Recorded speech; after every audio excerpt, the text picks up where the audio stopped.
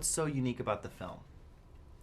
What I think is so surprising and unique about this film is its political thriller that you expect to know the answer to. You expect it to go one way or another. And there's so many twists and turns. It's always leaving you in shock and surprising you at every turn. It's a portrait of a woman working to try to pass a bipartisan gun bill.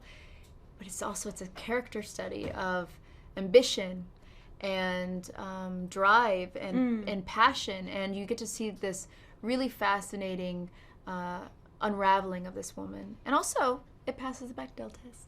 Yeah, it's really great from my character's perspective as well. That what really starts out as a mentor-mentee dynamic between Esme, my character, and Elizabeth Sloane, and you get to feel, I think, certainly from Esme's perspective, the emotional cost of working at such a level. And obviously she has her own secrets that she's concealing, but to be able to, as well as the backdrop of the gun debate and women in politics, to be able to understand the humanity behind these women that work in such a competitive industry, and the cost of ambition, I think, at such a level.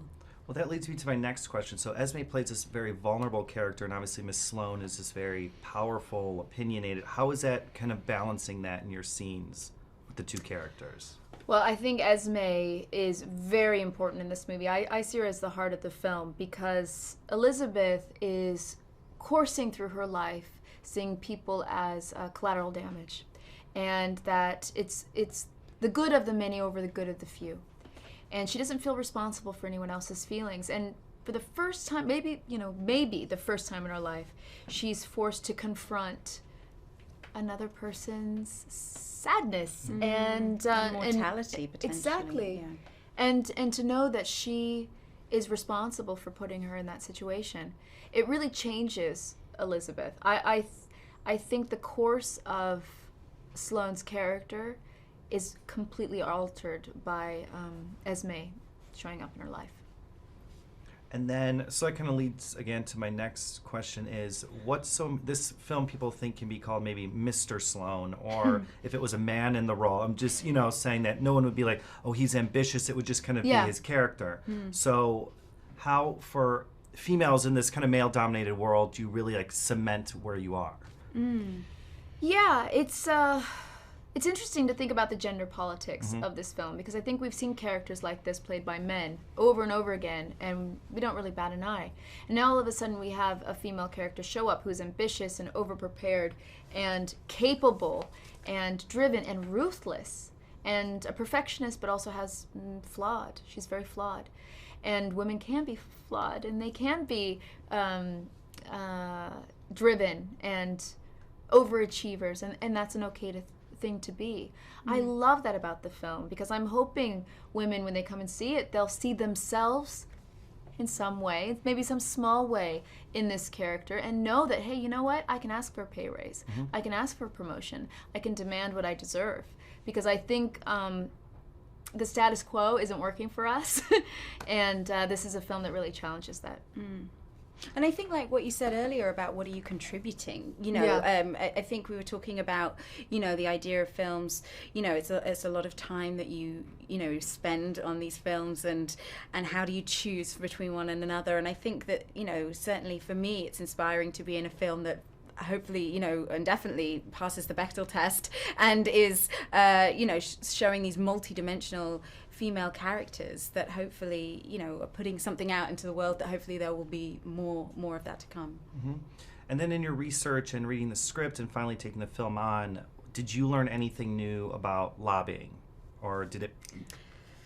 Go on. Yeah, I didn't know anything. Yeah, me too. As a complete novice. I mean, to start this, I started reading Jack Abramoff's book, because he was a successful lobbyist who did something bad and he went to jail. And I thought, well, this is a good place to start. I was shocked to find out how much money a lobbyist could make. I didn't realize the amount that they can actually make when they're a lobbyist for hire. I learned about, especially women. It was important for me to meet with women, because I wanted to know, when less than 10% of lobbyists are women, how do they present themselves in this world where it is a boys' club? Politics is a boys' club. And how Sloane dresses, how she talks to men in the movie. For me, that was directly coming from the information I gleaned from being in DC. Okay. And Gugu? Yeah, I was starting at square one. I knew nothing about the lobbying industry. In fact, I'd never even been to Washington, D.C. until we went for research. So that was my first trip, and it was great to go at the same time as Jessica and get to go to Capitol Hill and meet lobbyists. And I also met leading figures in the Brady campaign, as well as a young woman whose mother had been involved in Sandy Hook, and just getting all these different perspectives of how people have been impacted by this issue, and also, how people are motivated personally to get involved and through personal experience oftentimes. So, it was really, really fascinating. And as I say, a world that is ruthless, but also just to try and hold on to the human connection and the human emotional cost, as I say, within this very sort of shiny, tough world. Mm-hmm. And then lastly, what do you want audiences to take away from the film?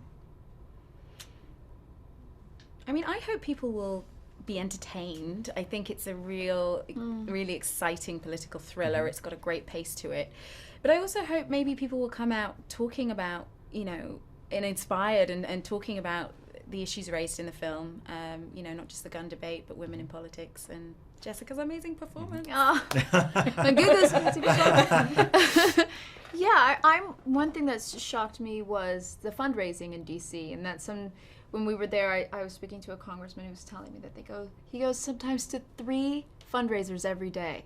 And I knew money played a part in politics, but I didn't know it played so big of a part that it's a distraction from actually representing the people who voted you into office.